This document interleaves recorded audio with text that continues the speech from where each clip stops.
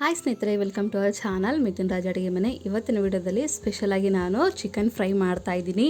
ನೋಡ್ತಿದ್ರೇ ಬಾಯಲ್ಲಿ ನೀರು ಬರುತ್ತಲ್ಲ, ಅಷ್ಟು ರುಚಿಯಾಗಿರುತ್ತೆ. ಜಸ್ಟ್ 5-10 ನಿಮಿಷ ಸಾಕೋದಕ್ಕಿಂತ ಜಾಸ್ತಿ ಟೈಮ್ ಕೂಡ ಬೇಡ.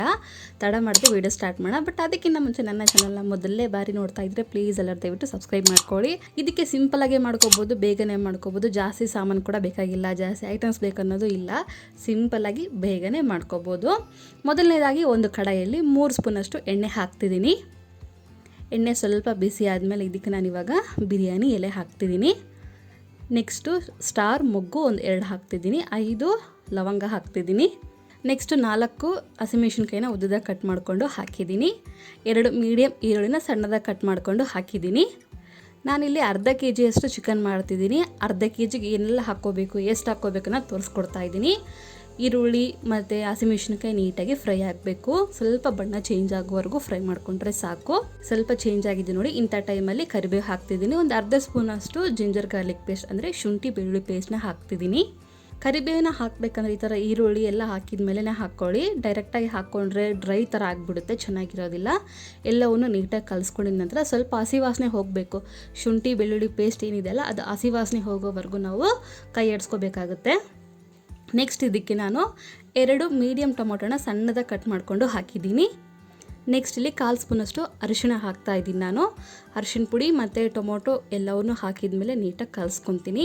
ಟೊಮೊಟೊ ಸ್ವಲ್ಪ ಮೆತ್ತಗಾಗೋವರೆಗೂ ನಾವು ಇಲ್ಲಿ ಬೇಯಿಸ್ಕೋಬೇಕು. ನೀಟಾಗಿ ಕಲಿಸ್ಕೊಂಡಿದ ನಂತರ ಲಿಡ್ ಕ್ಲೋಸ್ ಮಾಡಿ ಟೊಮೊಟೊನ ನೀಟಾಗಿ ಬೇಯಿಸ್ಕೊಳ್ಳೋಣ. ಸ್ವಲ್ಪ ಮೆತ್ತಗಾದರೆ ಚೆನ್ನಾಗಿರುತ್ತೆ. ನೋಡಿದ್ರೆ ಮೆತ್ತಗಾಗಿದ್ದಾವೆ. ಇನ್ನೊಂದು ಸರಿ ನೀಟಾಗಿ ಕಲಿಸ್ಕೊತೀನಿ.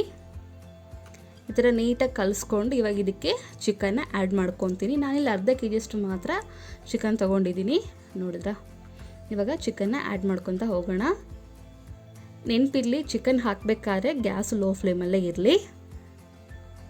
ಚಿಕನ್ ಎಲ್ಲ ಹಾಕಿದ ಮೇಲೆ ಇವಾಗ ಇದಕ್ಕೆ ರುಚಿಗೆ ತಕ್ಕಷ್ಟು ಉಪ್ಪು ಹಾಕ್ತಿದ್ದೀನಿ.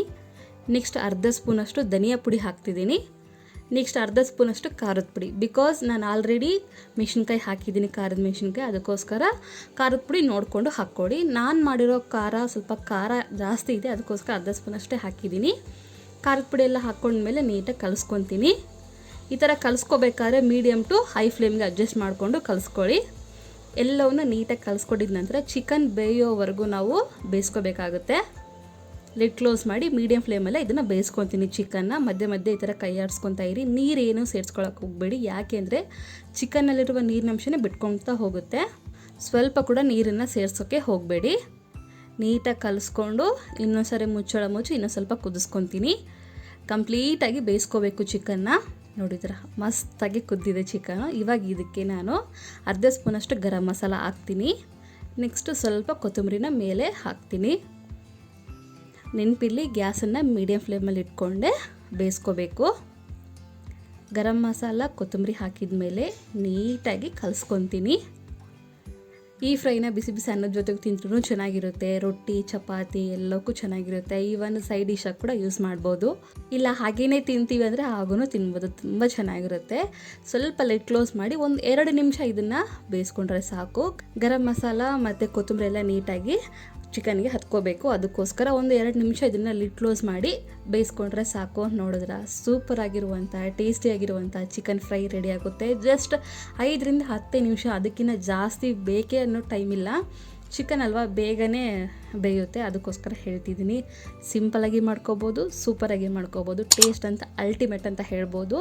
ಖಂಡಿತ ಈ ರೆಸಿಪಿನ ಟ್ರೈ ಮಾಡಿ, ಮಿಸ್ ಮಾಡಬೇಡಿ. ನೋಡಿದ್ರೆ ಪರ್ಫೆಕ್ಟಾಗಿ ಕುದ್ದಿದೆ. ಈ ರೆಸಿಪಿ ಇಷ್ಟ ಆದರೆ ನನ್ನ ಚಾನಲ್ನ ಲೈಕ್, ಶೇರ್ ಆ್ಯಂಡ್ ಸಬ್ಸ್ಕ್ರೈಬ್ ಮಾಡ್ಕೊಳ್ಳೋದನ್ನು ಮಾತ್ರ ಮರಿಬೇಡಿ, ಓಕೆನಾ? ಮುಂದಿನ ವಿಡಿಯೋದಲ್ಲಿ ಮತ್ತೆ ಸಿಗ್ತೀನಿ. ಅಲ್ಲಿವರೆಗೂ ಟೇಕ್ ಕೇರ್, ಬಾಯ್.